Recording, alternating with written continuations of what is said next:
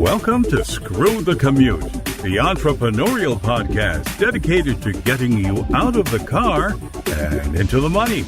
With your host, lifelong entrepreneur and multimillionaire, Tom Antion. Hey everybody, it's Tom here with episode 169 of Screw the Commute podcast. Today we're going to talk about how to make your hobbies and family activities tax deductible. So be ready for that. Hey, why don't you tell your friends about this podcast, huh? Look, you know you got somebody in your life that wants to start a business or is in a business and needs some nice help. So send them over to this podcast, and we've got lots of good tips for them. And yeah, have them get our podcast app, and you get it too in the iTunes store. You can go to screwthecommute.com/app, that's APP, and take us with you on the road. It does all kinds of fancy stuff for you. And then tell your friend and yourself to grab our freebie at screwthecommute.com/automate-free. This is my automation ebook. Tells you how all kinds of tips and tricks to automate your cell phone and your business and all that stuff. So don't miss that.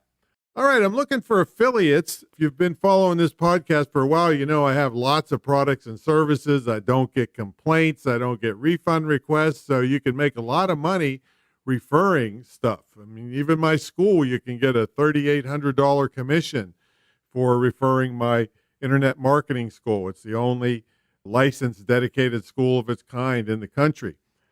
And my mentor program, you can make big bucks. And certain kinds of speaking engagements, you can get probably $5,000 or more.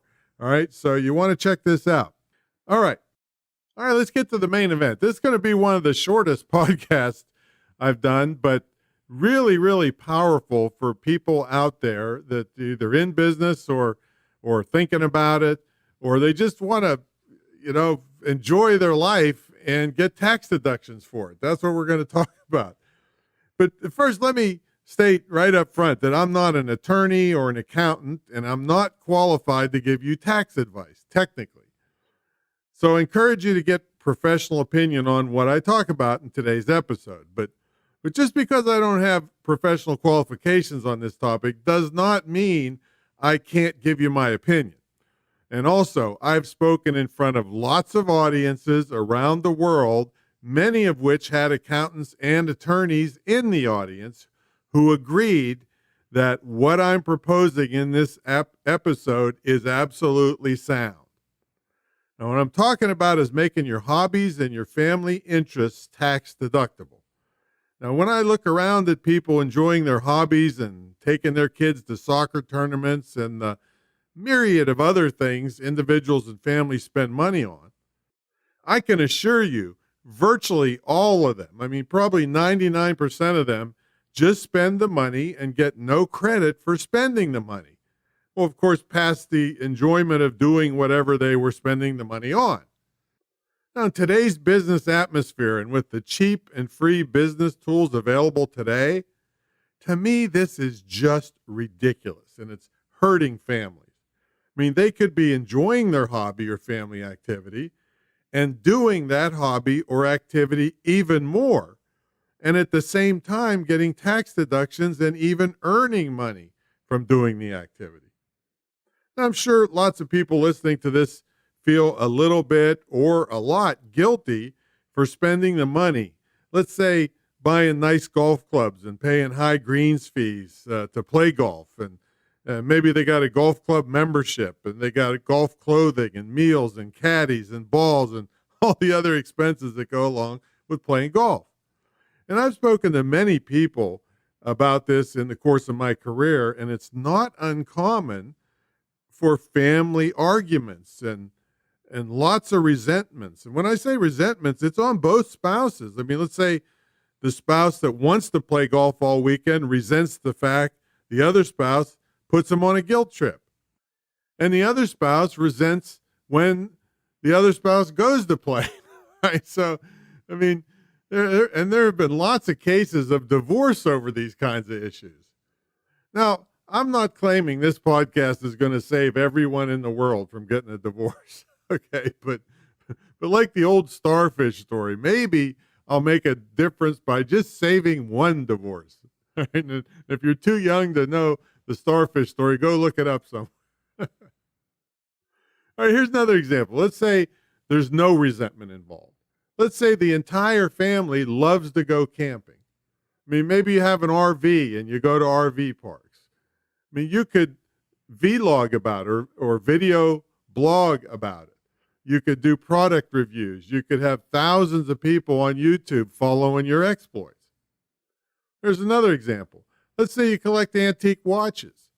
You could do an ebook about how to collect them, how much to pay for them, how to get them appraised, and all that stuff. And you could sell that ebook to other watch collectors. I mean, the list of ideas, hobbies, and family activities is endless. All right, so let's get busy showing you the method to get rid of the guilt and maybe make some money from your hobbies and family activities.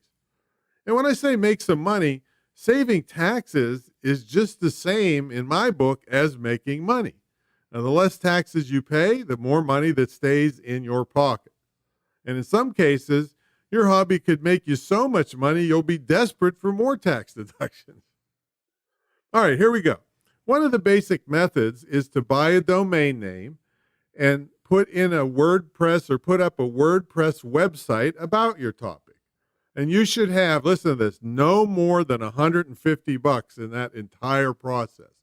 Don't go out and spend a couple $1,000 to have some web designer doing it for you. I mean, you can easily learn to do it yourself. Of course, I've got a cheap course on it that includes some help from my tech people. You can check it out at screwthecommute.com/WordPress e-course. Screwthecommute.com/WordPress e-course. And of course, that'll be in the show notes. And you can also listen to Screw the Commute podcast number 4, which is on cheap websites. All right, another method would be to become a YouTuber. You don't even need a website to use this method, but you'll always do better and have a better chance of actually making some money with a website. So YouTube is another way you can do what I'm talking about here. Now, with either method, you still aren't technically in business yet without some kind of mechanism to earn you money. You can't just have a hobby site with no way to bring in money and expect the IRS to give you business tax deductions. Now, I'm going to get to that money thing in a minute, but first I'm going to give you a couple ways you could operate the site. You could simply have a blog and regularly, I always have trouble with that word, regularly post about your topic. You could have a vlog or video log and regularly post videos about your topic. There's a third way. There's more ways than this, but these are 3 simple ones. You could start a discussion board, sometimes called a forum, about your topic, and other people could post questions and answers about your topic. This is called user-generated content. In other words, other people are making your site bigger and bigger and bigger. Okay, let's get to the money.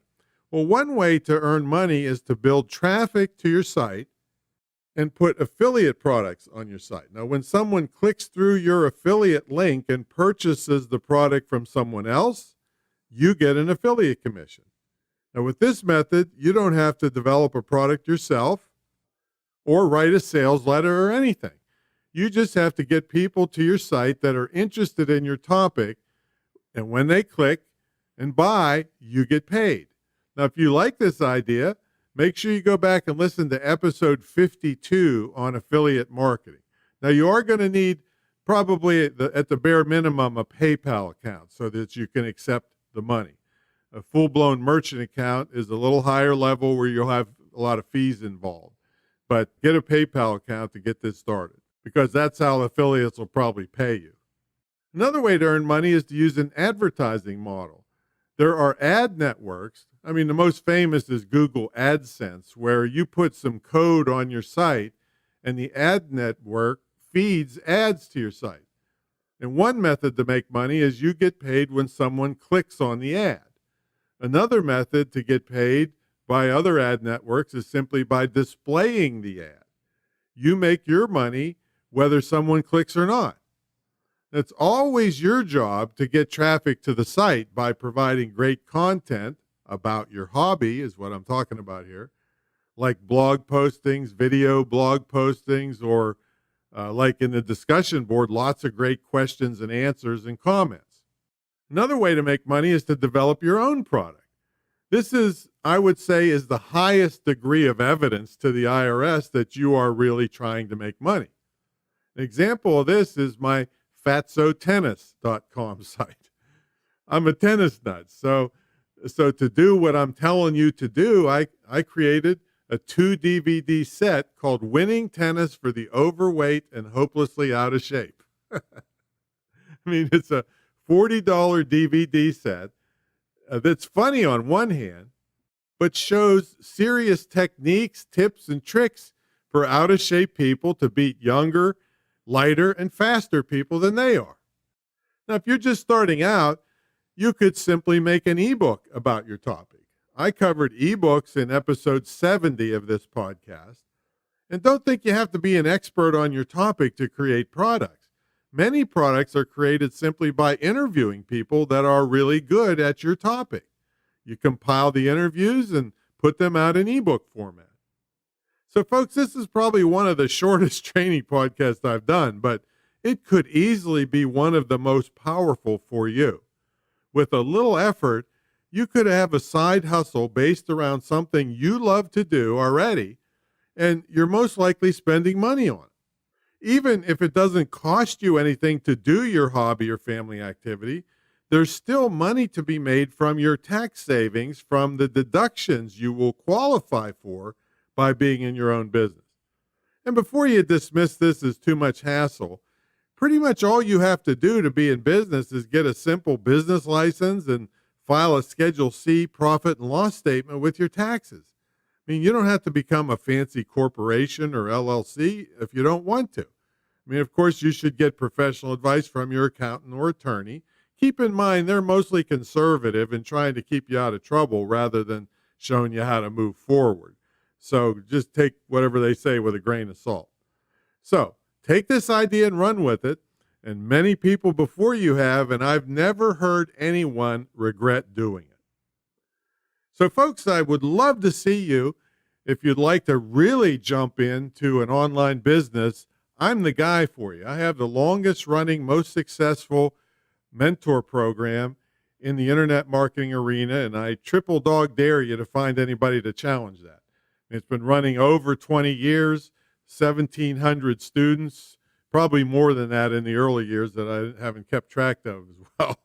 And very unique program in that we charge you a relatively small entry fee and then take a percentage of your profits that's capped, so you're not stuck with me forever. And currently the cap is $50,000. So for me to get $50,000, you have to clear $200,000. And I'll tell you what, most people were very happy with that idea. And like I said, 1,700 students later, they're still joining, and we're still going strong. And we have very unique elements to this. First, me and my entire staff talk to you one-on-one, tutor you, hold your hand through all of this. You're not just lumped in with a group like all the other, these gurus were trying to spend charge you 50 or 100 grand up front, and then they wouldn't even help you. You couldn't even talk to them. That's BS in my book. So we help you one-on-one. We take over your screen if necessary to show you where to click and how to do stuff. And it's just amazing results we get from people. Then you get an immersion weekend at the Great Internet Marketing Retreat Center. It's the only facility of its kind in the world where you actually live in this estate home with me for an immersion weekend. You have no expenses while you're here. All you got to do is get to Norfolk International Airport. We pick you up in a limo, and it's a day to evening training, all meals included. You actually stay here in the house. You tell me where you can find that anywhere on this earth with a guy at my level. So that's one thing. Then another thing, I have the only licensed dedicated internet marketing school in the world. I say the country, but it's probably the world. And you get a scholarship to that you can either use yourself or gift to somebody. And we had a guy join about 4 months ago, my mentor program. He gifted the scholarship to his daughter, who he had spent $80,000 on her education, and she had a low-level job somewhere.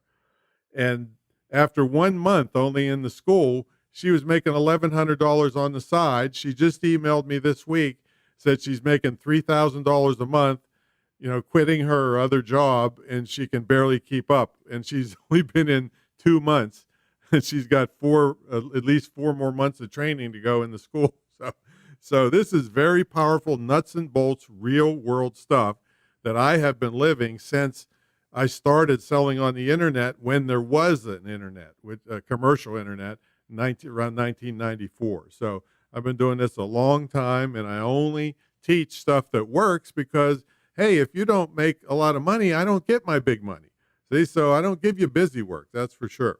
So check it out at greatinternetmarketingtraining.com, greatinternetmarketingtraining.com, and you'll get all the details. All right, folks, that's it for this episode. Make your hobbies and family activities tax deductible. You'll be way ahead at the end of the year, and you'll enjoy those activities way more when you don't feel guilty about spending any money on them. All right, we'll catch you on the next episode. See you later.